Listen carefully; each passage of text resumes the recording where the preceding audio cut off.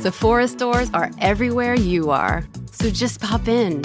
When you need a brown lip to match your 90s playlist. A confidence boost before your interview? Or a last-minute gift for mom's birthday. There's always a Sephora near you. Just pop in. Use our store locator to find your local Sephora or Sephora at Kohl's.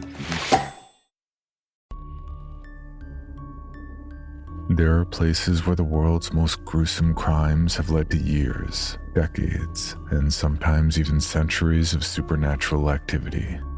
The victims seemingly reaching out from beyond the grave for justice.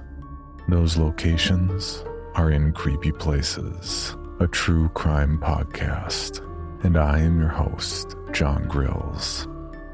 Join me in these creepy places if you dare, as we dive deep into the epicenter of true terror.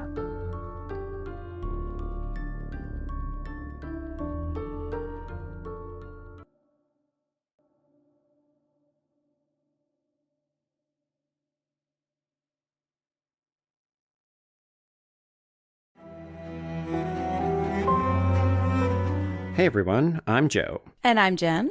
We're co-hosts of Murder Made Fiction, a podcast that looks at fictionalized adaptations of true crime. That's Murder Made Fiction wherever you get your podcasts. And until then, let's leave the murder on the screen. Hello everyone.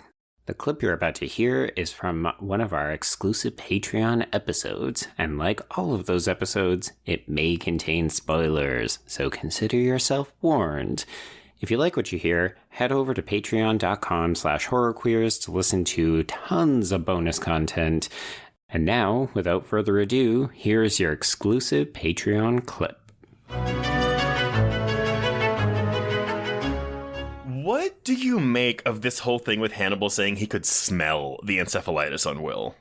I mean, this totally tracks, right? Because we have heard Hannibal talk about smelling other people's diseases in previous episodes. It just feels like we buried that Easter egg, I want to say, in the first 3 or 4 episodes, and that we have not revisited it. Like, we know he has a very strong sense of smell, but in the way that he has a very strong sense of taste as well, right? So, like, it's just part of who he is.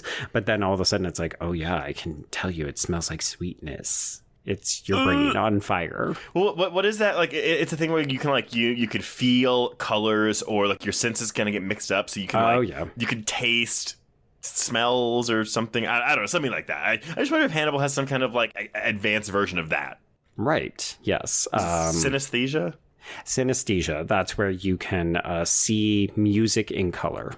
Okay. Oh, well, actually, it could be anything. So sensory crossovers, like tasting colors or feeling sounds. So maybe he smells disease, illness, what have you. I don't know. Oh boy. So I did just want to highlight the fact, because you talked about the clock a couple of times. And it is such a great image on the show. My fun fact is that I own that clock.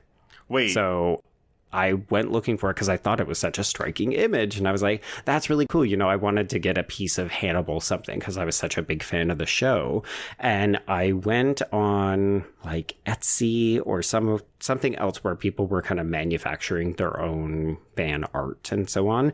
And I found somebody who would replicate Will's drawing as an actual clock. So I have it in my house, and I will post a picture on our socials if you're following when this episode drops. Oh, that's awesome. Yeah, no, I absolutely want to say that. That's such a good souvenir. Yeah, I can also tell you it is a shit clock. It is extremely unhelpful.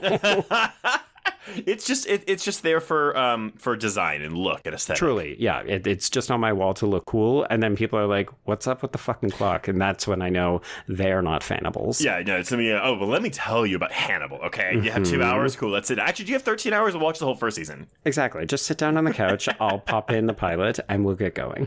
Oh boy.